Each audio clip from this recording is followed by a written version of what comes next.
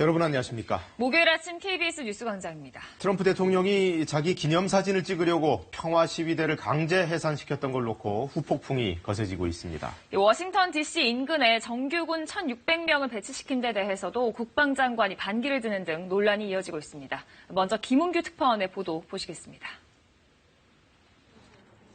이틀 전 트럼프 대통령은 백악관 바로 앞 교회로 걸어갔습니다.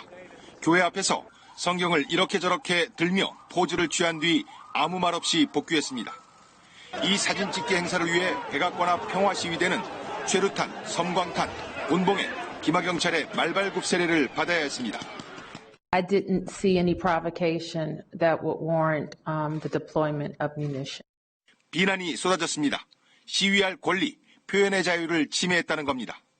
대통령과 동행한 국방장관은 그런 행사인지 모르고 따라갔다고 합니다. I did know that we were going to the church. I was not aware of a photo op was happening.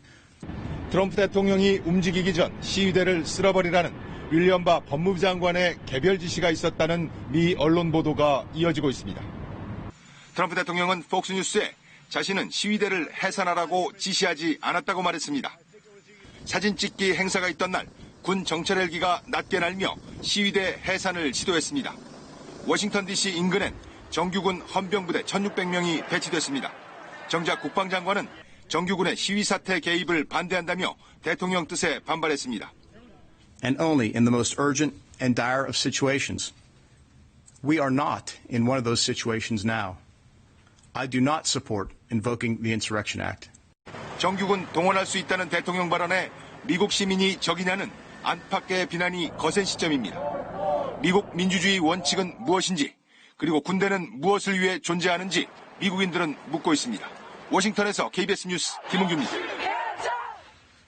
보도를 한 김은규 특파원을 화상으로 연결해서 좀 더 자세한 현장 상황을 들어보겠습니다.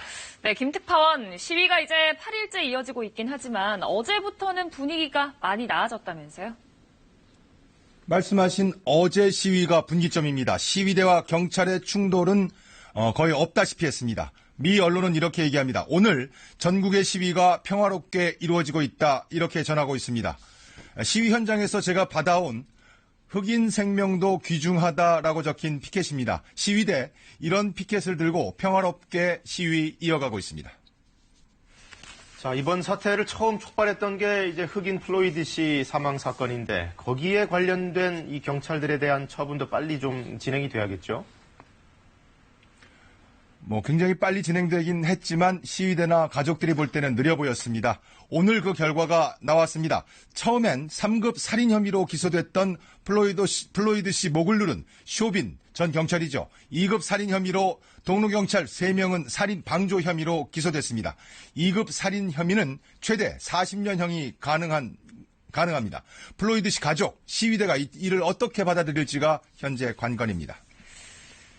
네, 그럼 앞으로의 시위 양상은 어떻게 전망하시는지요? 네, 전망 전에 먼저 경찰 가혹 행위로 숨진 플로이드 씨의 어린 딸 이야기 한번 들어보시겠습니다.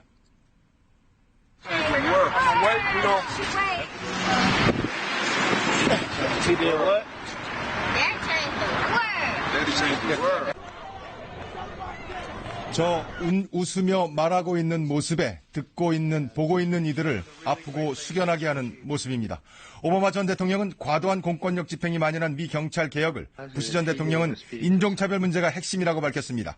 프란치스코 교황도 어떤 형태의 인종차별에도 눈 감아선 안 된다고 말했습니다. 백악관은 폭동법 발동은 유효하다고 밝혔습니다. 워싱턴에서 전해드렸습니다.